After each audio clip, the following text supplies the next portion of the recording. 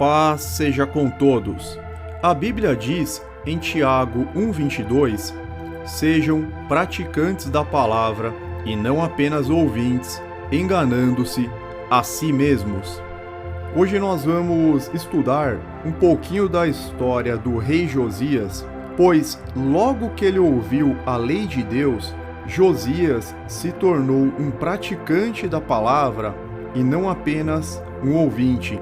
Josias experimentou uma verdadeira transformação, uma real mudança de vida que impactou toda a sociedade de Judá da época.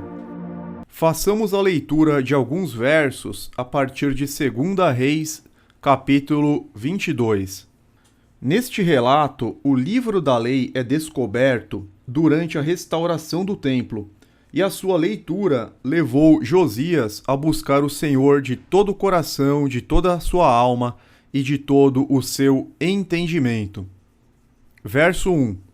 Josias tinha 8 anos de idade quando começou a reinar, e reinou 31 anos em Jerusalém. Ele fez o que o Senhor aprova e andou nos caminhos de Davi, seu predecessor, sem desviar-se nem para a direita, nem para a esquerda. Então ele foi considerado um rei justo, um rei que andou nos caminhos de Davi. No 18º ano do seu reinado, o rei Josias enviou o secretário Safã, filho de Azalias e neto de Mesulão, ao templo do Senhor, dizendo... Então aqui ele manda ajuntar a prata para fazer o pagamento aos trabalhadores do templo, porque o templo estava sendo reformado. Verso 8. Então o sumo sacerdote Ilquias disse ao secretário Safã: encontrei o livro da lei no templo do Senhor. Ele o entregou a Safã, que o leu. Apenas para que fique claro, o livro da lei está se referindo a Deuteronômio. Ele é o 5º livro da Torá ou Pentateuco, onde é revisada toda a lei de Deus, onde é ratificada toda a lei de Deus para aquela geração que iria herdar a terra prometida. Inclusive nós vemos novamente os 10 mandamentos no livro de Deuteronômio, as leis dietéticas, toda a legislação e os avisos de Deus contra a idolatria. O propósito do livro é lembrar a Israel da aliança de Deus enquanto se preparavam para entrar em Canaã, para que o povo obedecesse todas as leis, todos os preceitos, os decretos do Eterno. Então nós vemos aqui a partir do verso 10, e o secretário Safã acrescentou: o sacerdote Ilquias entregou-me um livro, e Safã leu para o rei. Assim que o rei ouviu as palavras do livro da lei, rasgou as suas vestes. Então ele deu ordens aos sacerdotes, aos secretários: vão consultar o Senhor por mim, pelo povo e por todo Judá, acerca do que está escrito neste livro que foi encontrado. A ira do Senhor contra nós deve ser grande, pois nossos antepassados não obedeceram às palavras deste livro, nem agiram de acordo com tudo que nele está escrito a nosso respeito. Então eles consultaram uma profetisa de Deus, que morava em Jerusalém. Ela lhes disse: assim diz o Senhor, o Deus de Israel, digam ao homem que os enviou a mim. Assim diz o Senhor, eu vou trazer desgraça sobre este lugar e sobre os seus habitantes, tudo o que está escrito no livro que o rei de Judá leu, porque me abandonaram e queimaram incenso a outros deuses, provocando-me a ira por meio de todos os ídolos que as mãos deles têm feito. A minha ira arderá contra este lugar e não será apagada. Digam ao rei de Judá que os enviou para consultar o Senhor. Assim diz o Senhor, o Deus de Israel, acerca das palavras que você ouviu. Já que o seu coração se abriu e você se humilhou diante do Senhor, ao ouvir o que falei contra este lugar e contra seus habitantes, que seriam arrasados e amaldiçoados, e porque você rasgou as suas vestes e chorou na minha presença, eu ouvi, declara o Senhor. Portanto, eu o reunirei aos seus antepassados e você será sepultado em paz. Seus olhos não verão toda a desgraça que eu vou trazer sobre este lugar, Então eles levaram a resposta ao rei. Realmente Deus ele estava bastante irado com o mau comportamento do povo e dos reis anteriores.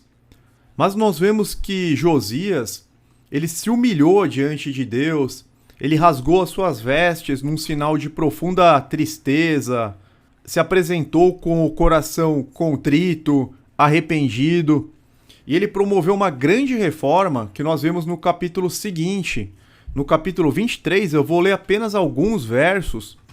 O rei deu ordens ao sumo sacerdote Ilquias, aos sacerdotes auxiliares e aos guardas das portas que retirassem do templo do Senhor todos os utensílios feitos para Baal e Azerá e para todos os exércitos celestes.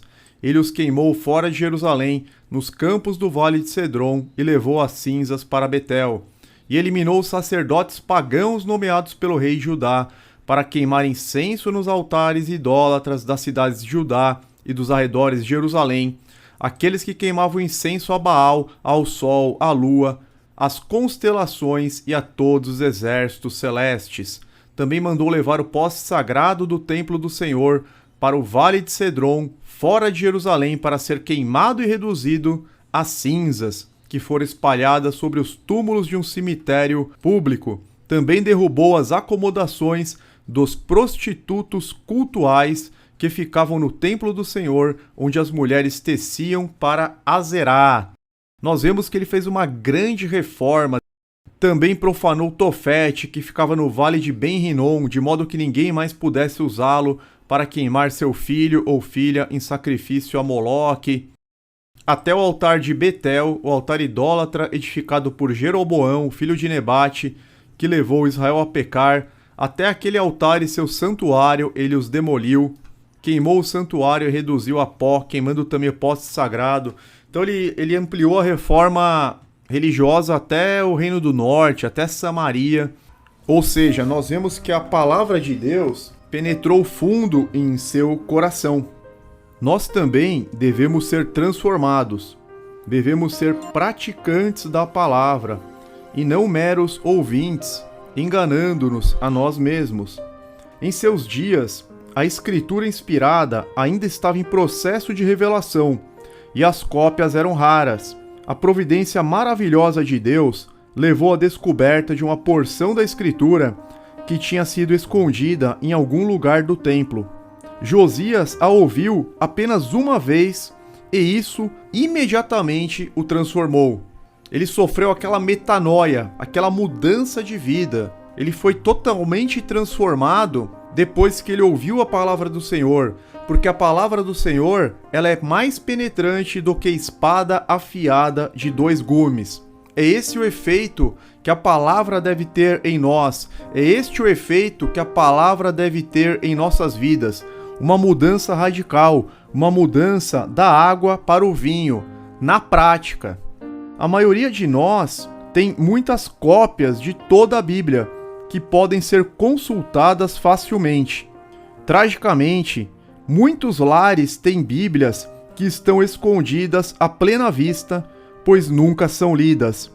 Muitos lares têm a Bíblia aberta no Salmos 91, só que elas nunca são lidas. Muitos lares têm mais de um exemplar da Bíblia, mas elas nunca são abertas.